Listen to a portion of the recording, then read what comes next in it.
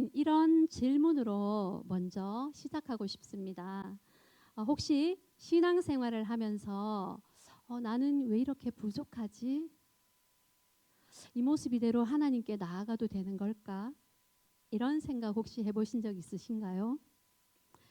저의 경우를 생각해 보면 이런 생각을 저는 굉장히 많이 했던 것 같아요. 왜냐하면 저는 모태신앙이 아니고 고등학교 때 처음 교회를 나가게 되었거든요. 그래서 모든 것이 낯설고 어, 그래요. 그래서 되게 주눅 들고, 그리고 다른 친구들을 보면 정말 열심히 기도하고 열심히 신앙생활을 하는 것 같은데 나는 그렇게 되지 않고 좀 뻘쭘하고 또 막 그랬어요. 그래서 정말 조금 힘든 고등학교 시절 그리고 청년 시절을 조금 보냈던 것 같습니다. 그래서 청년 시절에는 그래도 이제 어느 정도 철이 들고 네, 처세를 할 수 있게 되어서 그나마 좀 낫게 되었는데요. 그래서 저의 경험을 한번 생각해 보면서 우리 청년부에게 말씀을 나누고자 합니다. 청년의 시기는 요즘 말하죠. 정말 너무나 많은 비교와 그리고 경쟁이 끊이지 않는 시기입니다. 학교나 직장이나 그리고 혹은 SNS에서까지도 서로 자기의 좋은 면만을 드러내 보이려고 하는 것 같습니다. 그래서 늘 다른 사람과 비교하고 또는 비교당하면서 살아가는 것 같아요. 그래서 사람들에게 조금이라도 괜찮아 보이고 나 정말 괜찮은 사람이라고 이렇게 생각하게끔 하고 싶지 않나요? 저부터도 그런데 괜찮아 보이고 싶고 또 인정받고 싶고 교회 안에서도 때로는 내 안에는 참 힘들고 어려운 문제가 있는데 그렇지만 그것은 부끄럽고 믿음이 좋은 것처럼 보이고 문제 없는 것처럼 그리고 괜찮은 척 때로는 가면을 쓰고 살아가는 것이 우리가 아닌가 생각합니다. 청년부뿐만 아니라 성인들도 마찬가지입니다. 그런데 문제는 우리가 다른 사람과의 관계에서 그런 것까지는 이해가 되는데 정작 하나님 앞에서도 우리는 그 가면을 벗지 못한다는 것입니다. 누군가는 이렇게 이야기합니다. 저는 교회가 참 좋기는 한데 제 진짜 모습을 보여주기에는 너무 두려워요. 이렇게 얘기를 하는 사람이 있습니다. 혹시 여러분 중에 그런 분이 계신가요? 믿음이 좋은 것처럼 보이는데 내 마음 속에는 질투가 가득하고 비교하게 되고 또 상처투성이인데도 그걸 들키지 않으려고 애쓰고 있지는 않는가 한번 생각해 볼 문제입니다. 그래서 내 못난 모습과 나의 겉으로 보여지는 모습의 괴리 안에서 많은 갈등을 하고 살아간 적이 저는 참 많았는데 여러분은 어떤지 모르겠습니다. 그래서 제가 하는 질문이 좀 너무 독하죠. 그렇습니다. 나는 지금 이 시간 나는 이 부분은 하나님께도 공동체에도 나는 말할 수 없을 것 같아 하고 그런 일이 있는지 한번 살펴보는 시간을 가지면 좋겠습니다. 지금 잠깐 눈을 한번 감아 보시겠습니까? 눈을 잠깐 감아 보시기 바랍니다. 조금 강압적이죠. 그래서 이 시간 자신을 들여다보는 시간을 한번 짧게나마 가져보기를 원합니다. 이렇게 기도하면 좋겠어요. 성령 하나님, 지금 제 모습을 들여다보기 원합니다. 성령님께서 내 마음을 조명하여 주셔서 내 모습을 있는 그대로 알게 하옵소서라는 말로 마음속으로 한번 기도하시면서 한 1분 정도 묵상하기를 원합니다.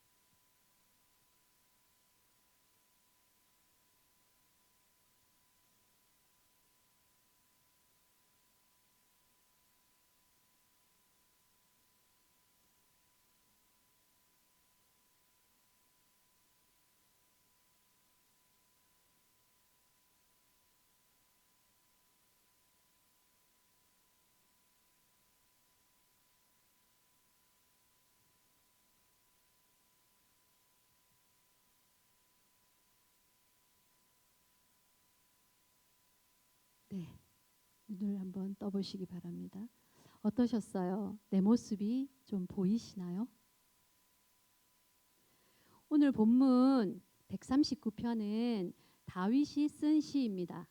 그래서 다윗은 평생 아주 성군으로 살았지요. 그러나 이면을 살펴보면 여러분도 아시다시피 많은 실수와 실패를 경험한 사람이기도 합니다. 그러나 그는 분명히 고백합니다. PPT를 좀 넘겨주시면 감사하겠습니다. 네, 우리 함께 한번 읽어보겠습니다.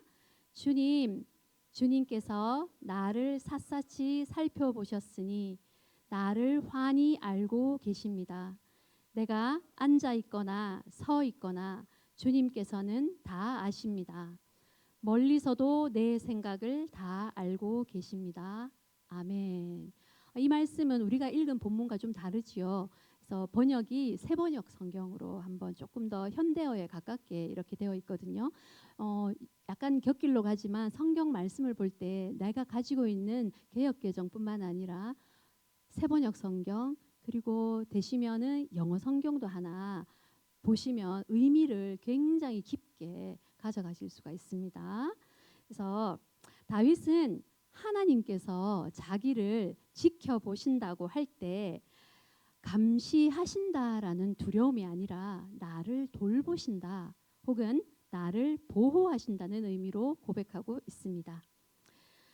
하나님은 우리의 겉모습만 보시는 분이 아니라고 다들 알고 계시죠? 그렇죠?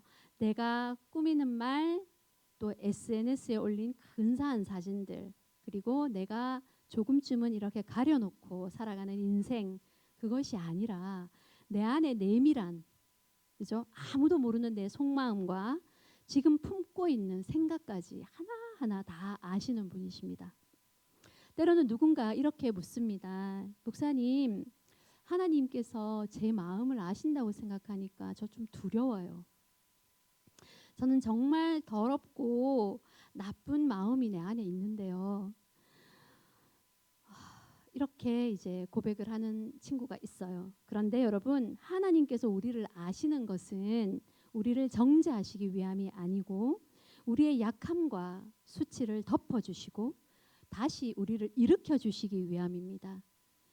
모세를 한번 보겠습니다. 모세가 이집트 왕자로 살다가 살인을 저지르고 광야로 도망을 쳤어요. 그렇죠?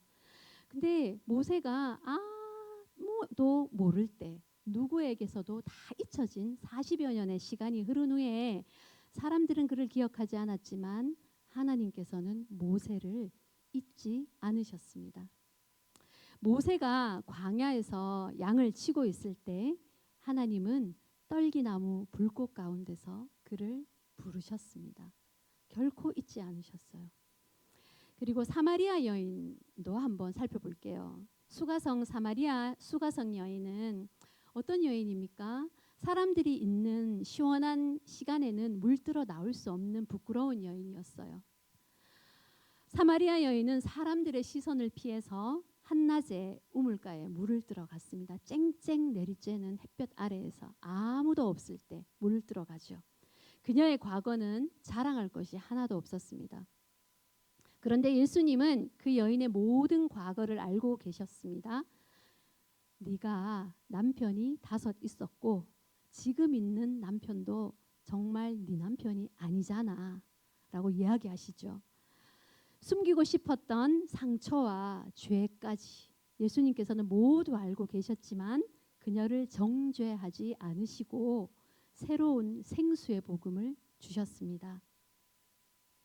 여러분 중에도 혹시 이 부분만큼은 하나님도 몰랐으면 좋겠어 라고 생각하시는 부분이 있으신가요? 또 눈 한번 감아야 됩니다. 자, 잠시 눈을 한번 감고 생각을 한번 해보시기 바랍니다. 자, 한번 눈 감아 보십니다.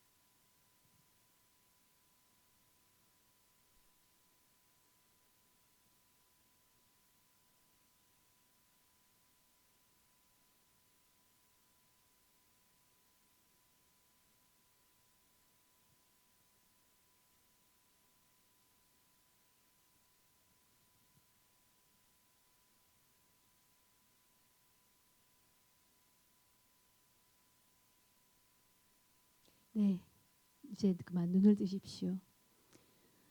자, 어떠셨어요? 내 안에 있는 것들이 조금 생각이 나시나요? 이것은 내밀하고 비밀한 일이니까 여기서 이야기하는 것은 아니겠죠, 그렇죠? 자, 창세기에 이런 장면이 나옵니다.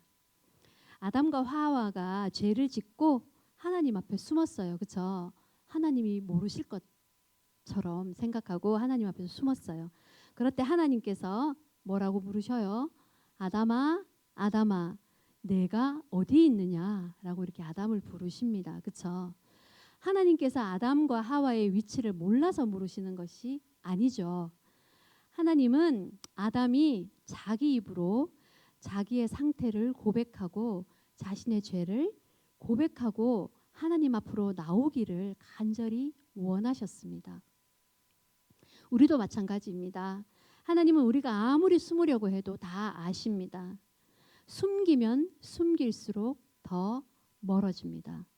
누구와도 마찬가지죠. 사람과의 관계도 마찬가지죠. 사람과의 관계에서도 숨기면 숨길수록 내가 숨기는 게 많으면 더 멀어지게 되죠. 가까이 하기가 어렵잖아요. 하나님과도 마찬가지예요. 하나님 앞에 나아갈 때 나의 어떤 그런 모습 말고 정말 하나님께서 바라시는 것은 나의 벌거벗은 모습, 아무것도 숨기지 않는 솔직한 모습을 하나님께서는 원하십니다. 오늘 이 시간에 정말 꼭 기억했으면 좋겠는 게 있는데요. 하나님은 완벽한 나를 받으시는 분이 아니라는 것을 반드시 기억하시기 바랍니다. 하나님은 있는 그대로의 나를 받으시는 분이지 종종 하나님께 나아갈 때도 스스로를 자꾸 포장하게 되잖아요. 우리 기도할 때 예쁜 말, 멋있는 말 이런 걸로 기도하기를 원하잖아요. 그렇죠? 그래서 내가 좀 더 괜찮아지면 그리고 내가 이 버릇 좀 고치면 아니면 내가 이 죄를 안 짓게 되면 내가 좀 멋있는 사람이 되면 하나님 나갈게요. 나아가겠습니다. 하나님께. 이렇게 자꾸만 하나님께 그 액면 그대로의 내 모습을 보이기를 자꾸 뒤로 미루는 것입니다. 그런데 하나님은 너 좀 괜찮아져서 나와 라고 말씀하지 않으십니다. 오늘 지금 이 모습 그대로 나오라고 말씀하고 계십니다. 우리가 너무 잘 아는 이 시편의 저자 다윗을 한번 생각해 봅시다. 다윗은 정말 많은 실패와 연약함을 가진 사람이었어요. 다윗이 밧세바 사건으로 무너졌잖아요. 그렇죠? 무너졌을 때 다윗은 하나님 마음에 합한 자라고 불렸던 사람인데 어떻게 했나요? 그는 밧세바를 범하고 그 죄를 덮기 위해서 결국 살인까지 저지르잖아요. 그래서 누구보다 하나님의 은혜를 많이 경험한 사람인데 그렇게 숨기려다가 다 무너져 버렸습니다. 우리가 만약 그 상황이었으면 어땠을까?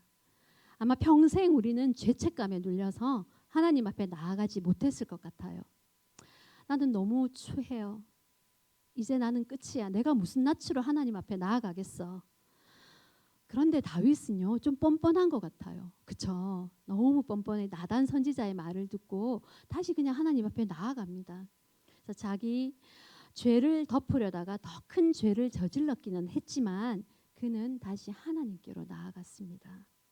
시편 51편은 다윗이 하나님께 눈물로 회개하며 올려드린 시인데요. 이렇게 고백하고 있습니다. PPT를 한번 넘겨주세요. 같이 읽겠습니다. 시작. 하나님께서 구하시는 제사는 상한 심령이라. 하나님이여 상하고 통회하는 마음을 주께서 멸시하지 아니하시리이다. 아멘.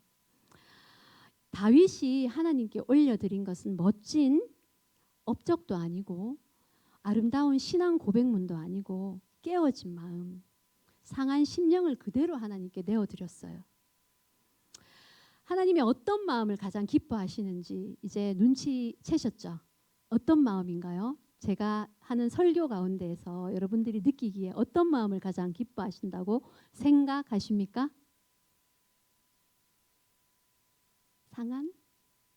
상한 심령, 그렇죠? 상한 심령. 상한 심령은 나 스스로 내가 무너졌다는 것을 인정할 때입니다. 그것을 인정하지 않으면 결코 상한 심령으로 하나님 앞에 나아갈 수가 없어요. 내가 하나님한테 이제 승복하고 나아갈 때 그때 우리가 상한 심령이 되는 것이지요. 주님, 저는 이 죄를 내 스스로 회복할 수가 없습니다. 해결할 수 없습니다. 저는 제 힘으로는 깨끗해질 수가 없어요. 그러니 저를 도와주세요. 제발 저를 좀 살려주세요. 라고 하는 이 고백이야말로 하나님께 가장 향기로운 제물이 되는 것입니다. 성경에 보면 예수님이 늘 찾아가는 사람들은 어떤 사람들이었냐면 막 연약한 사람들이었어요. 사마리아의 수가성 여인, 아까 말씀드렸죠. 그리고 혈루증을 앓던 여인, 그리고 간음하다가 잡힌 여인, 이런 사람들을 찾아가셨어요. 특별히 혈루증을 앓던 여인은 아무도 몰래 예수님 옷자락을 만졌는데 예수님은 그녀의 병뿐만 아니라 그녀가 마음속으로 가지고 있는 수치심까지도 만지신 거예요. 그 혈루증을 앓는 여인은 사람들이 부정하다고 해서 옆에 오지 못하게 했잖아요.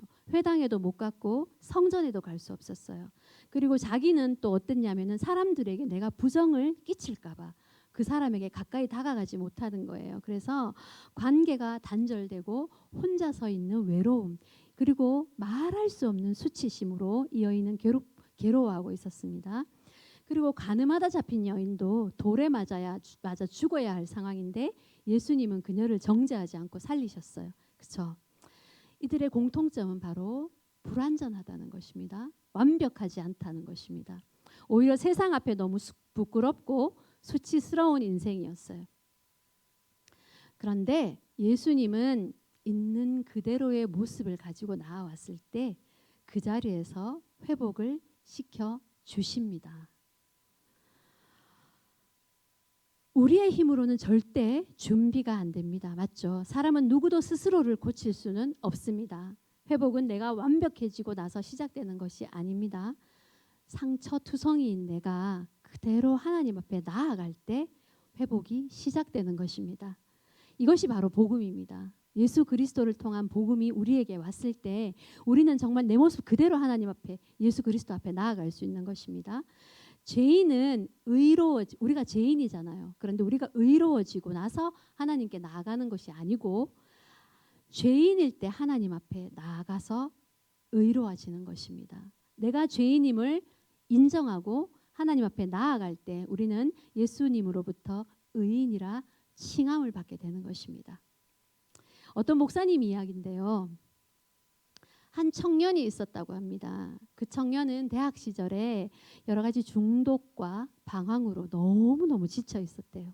그래서 밤늦게 술에 취해서 교회 계단에 주저앉아서 울고 있었다고 합니다. 그때 청년이 목사님을 찾아와서 이렇게 말했대요. 목사님, 저 이렇게 엉망진창인 모습으로는 하나님 앞에 나아갈 수가 없어요. 하나님께서 저를 받아주지 않으실 것 같아요.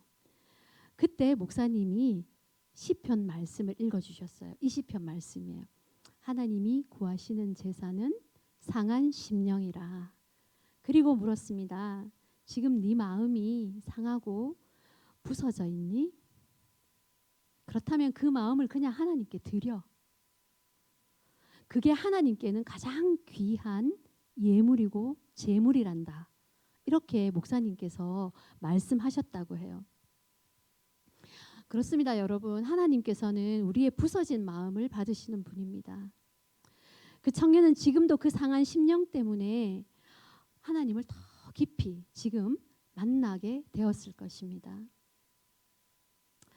여러분 마음속에 이건 절대 하나님께 드러낼 수 없어 하고 붙잡고 있는 죄책감이나 상처가 있다면 지금 그것을 그대로 이 시간 올려드리기 바랍니다. 사랑하는 청년 여러분, 있는 모습 그대로 하나님께 나아가십시오. 잘나야 하나님께서 쓰시는 게 아닙니다. 완벽해야 하나님께서 사용하시는 것도 아닙니다. 오히려 깨어지고 상한 그 모습 그대로 하나님께 드릴 때 하나님은 여러분의 상처로 영광을 받으시는 것입니다. 그래서 여러분의 약함을 통해서 하나님의 강함을 드러내시게 됩니다. 그런데 이제 우리의 현실은 어떤가 하면 우리는 하나님께 나아간다고 하면서도 정작 하나님 앞에서 아까도 말씀드렸지만 솔직해지기 참 어렵습니다. 저부터 그랬어요. 저도 청년의 때에 그랬습니다. 그리고 살아가면서 성인으로 살아가면서도 그렇게 깨끗하게 하나님 앞에 내 모습 있는 모습 그대로 나아갈 수 없었어요.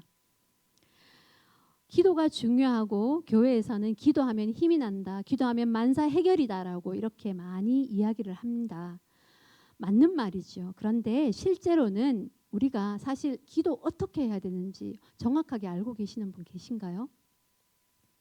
어떻게 솔직해져야 좋을지조차도 모르고 기도를 어떻게 해야 할지 모르는 청년들이 많은 걸로 저는 알고 있습니다. 우리 버팀 청년분은 아닌 걸로 네, 생각하겠습니다. 그래서 우리는 기도할 때도 하나님께 잘 보이고 싶어요. 그럴듯한 말, 멋있어 보이는 기도문. 때로는 하나님, 저를 통하여서 하나님의 뜻이 이루어지기를 원합니다. 하나님, 저를 하나님의 도구로 써주세요. 이런 말 우리 정말 잘하고 저도 해왔던 말입니다.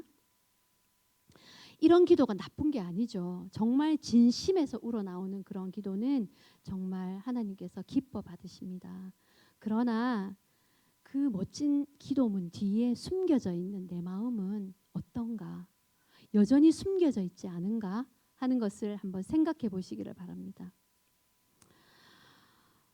어떤 사람 앞에서는 웃고 우리가 다 이렇게 가면을 쓰고 다니잖아요. 사람들 앞에서 내 슬픈 마음을 표현하지 못하고 그냥 웃어요. 웃고 즐겁고 행복하게 살아가는 것처럼 그렇게 사람들 앞에 살아가지만 하나님 앞에서는 하나님 저 너무 외로워요 라고 고백도 못하고 있어요. 주님 저거 너무 두렵습니다. 이 일이 안 될까 봐 너무 무서워요 라고 이렇게 말을 꺼내지를 못한다는 거예요. 하나님 앞에서조차도. 왜냐하면 우리는 사람들 앞에서뿐만 아니라 하나님 앞에서도 괜찮은 사람이기를 원하기 때문입니다.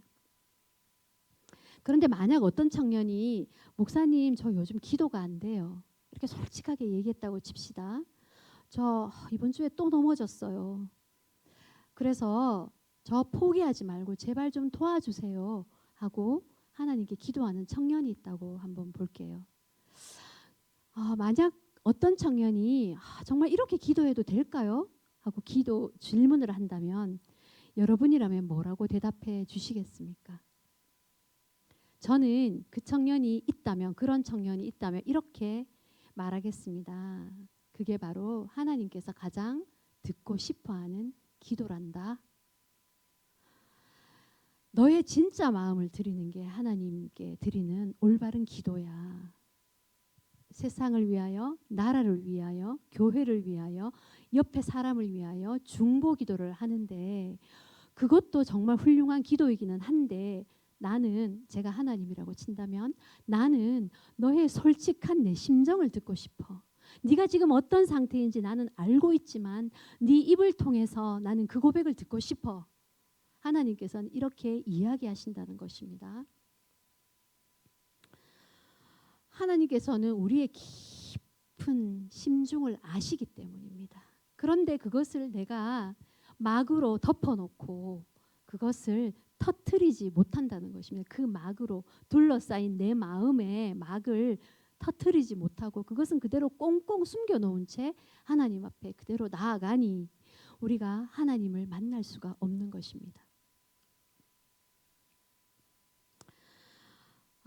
하나님께서 그렇게 할 때 하나님께서 우리를 절대 거절하지 않으십니다. 그래서 이제 우리는 이 말씀을 이제 어떻게 우리의 삶에 실제로 적용할 것인가 이게 가장 중요하잖아요. 그럼 나 어떻게 기도할 건데, 그렇죠? 오늘 제가 여러분께 드리고 싶은 도전은 아주 간단해요. 한 4가지인데 간단합니다. 정말 간단합니다. 한번 이것을 한번 해보시기 바랍니다. 이제부터 나는 완전 솔직한 사람이 될 거야 하고 외친다. 그래, 결심했어. 딴딴딴딴딴딴딴딴딴딴딴딴 아시죠? 그렇게 한다고 해서 되는 게 아니란 말입니다. 그렇게 한다고 되는 게 아니고 연습이 필요하죠. 연습이. 그죠? 마치 운동하듯이 꾸준히 반복해야 합니다. 한 4가지 정도인데 첫째는 지금까지 제가 말씀드린 거예요. 하나님께 솔직하게 말하기입니다. 하나님께 솔직하게 말하기. 말로 해도 좋고 글로 해도 좋습니다. 우리 청년부 제가 교회 학교를 하다 보니까 친구들이라는 말이 너무 익숙해서 청년부 선생님들이라고 얘기할까요? 많은 청년들이 기도 노트도 쓰는 걸로 알고 있고 때로는 영성 일기 같은 것도 쓰는 걸로 알고 있어요. 그리고 아니면은 이제 그 노트북이나 아니면은 휴대폰의 메모장에다가 뭔가를 쓰는 걸로 제가 많은 청년들이 그렇게 한다고 알고 있습니다. 그래서 이제 근데 우리가 이제 영성 일기를 쓸 때 지도하는 내용이 뭐냐면은 막 써내려가라는 거예요. 아름다운 문장, 맞춤법, 철자법에 맞춰서 쓰면은 나의 솔직한 심정이 드러나지 않기 때문에 그 영성 일기에는 처음에는 욕이 들어갈 수도 있고요. 정말 내 마음을 그대로 드러내기 때문에 막 이렇게 호작질을 해서 종이가 찢어질 수도 있어요. 그것을 두려워하지 않고 정말 솔직하게 그렇게 일기를 한번 써보시는 것입니다. 그래서 길고 멋진 기도문보다 그것을 하나님께서 훨씬 귀하게 받으실 것입니다. 그래서 오늘 집에 가서 잠들기 전에 뭐 영성일기나 기도 노트가 없다면 핸드폰 메모장이라도 꺼내서 내가 오늘 하나님께 솔직히 드릴 수 있는 게 뭘까? 한번 생각해 보시고 한번 적어 보시기 바랍니다. 첫 번째가 솔직하게 말하기. 그리고 두 번째는요. 여기 우리 공동체 마을 모임 있죠. 그죠? 그래서 공동체에서 한번 나눠 보는 거예요. 솔직한 신앙은 하나님과 나 사이에서만 끝나지 않고요. 공동체에서 서로 나누고 서로의 약함을 드러낼 때 진짜 서로 지지해주는 청년부 동역자가 생깁니다.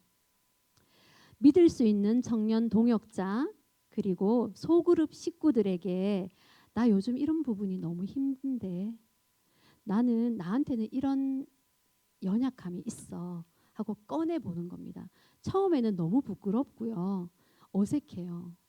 내가 이런 이야기를 하면 어떻게 생각할까? 이렇게 생각하는데 근데 막상 나눠보면요. 어떤 현상이 있냐면은 나만 그런 게 아니구나. 나만 그런 게 아니구나. 우리 다 똑같이 상처투성이구나.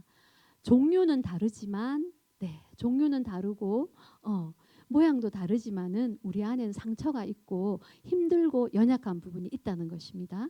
바로 그때 그 공동체는 진정한 공동체가 된다는 것입니다. 첫 번째 뭐죠? 솔직하게 하나님께 말하기. 두 번째 공동체에서 한번 나눠보기. 그리고 세 번째는 비교하는 것 대신에 감사하기입니다. 우리는 너무 쉽게 SNS에서 다른 사람의 삶을 보며 자기 자신과 비교하게 되는 것을 보게 됩니다. 그렇지만 성경은 이렇게 말합니다. PPT 넘겨주십시오. 함께 읽겠습니다. 시작. 내가 주께 감사하옴은 나를 지으심이 심히 기묘하심이라. 하나님이 만드신 주께서 하시는 일이 기이함을 내 영혼이 잘 아나이다. 아멘. 하나님께서 만드신 나는 이렇게 생산되는 제품이 아니잖아요. 카피된 제품이 아니고요. 한 사람 한 사람을 독창적으로 하나님께서 만드셨어요. 그래서 주님의 독창적인 우리는 작품이라는 것입니다. 그래서 다른 사람과 비교하는 대신에 한 주 동안 나를 만드신 하나님께 나를 보고 감사하는 연습을 한번 해보시기 바랍니다. 그리고 네 번째는 뭐냐면 이 좀 어려운데 용서하는 기도하기입니다. 용서하는 기도하기. 사실 우리가 있는 그대로 나아가지 못하는 이유 중에 가장 큰 것이요. 내 마음 안에 여전히 해결되지 못한 상처와 미움이 있기 때문입니다. 그래서 과거의 나를 무너뜨린 사람, 나에게 상처 준 사람, 내 마음에 그런 사람들이 있다는 것입니다. 그런데 그런 사람들을 한번 떠올려 보십니다. 매우 마음이 아프고 힘듭니다. 그런데 내 마음에 상처를 준 사람을 떠올려 보면 그리고 그 사람을 미워하는 마음이 남아 있다면 그 마음까지 하나님께로 가져가세요. 내가 해결하려고 하면 절대 해결할 수 없습니다. 하나님, 저 정말 솔직하게 기도하거든요. 하나님, 저는 저 사람이 정말 싫어요. 이렇게 기도해요. 정말 싫고요. 이 사람 정말 용서하고 싶지 않아요. 내가 이해는 하는데 용서는 할 수 없어요. 이렇게 기도하고요.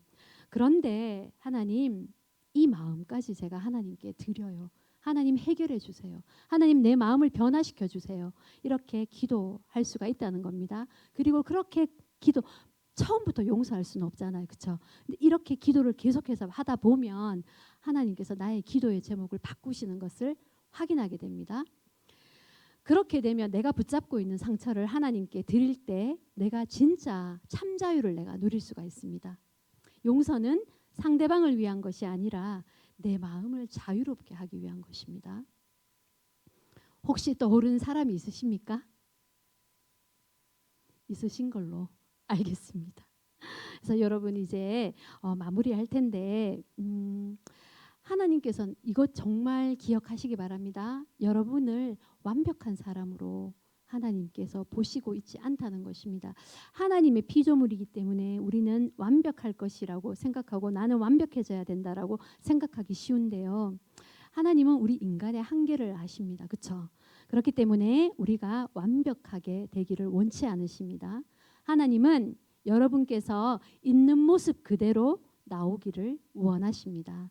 그래서 이렇게 매일 작은 연습을 통해서 하나님 앞에 내 모습 그대로 나의 모습을 인정하는 자존감 있는 모습으로 나오기를 원하십니다.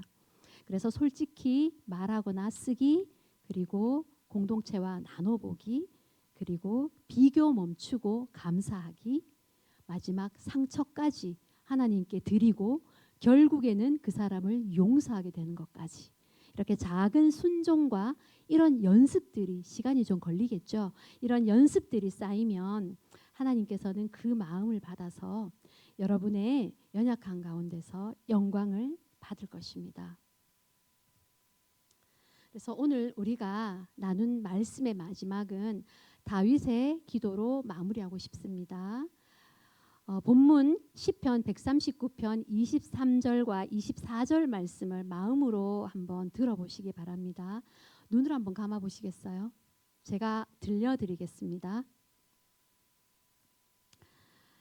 하나님이여 나를 살피사 내 마음을 아시며 나를 시험하사 내 뜻을 아옵소서. 내게 무슨 악한 행위가 있나 보시고 나를 영원한 길로 인도하소서. 아멘.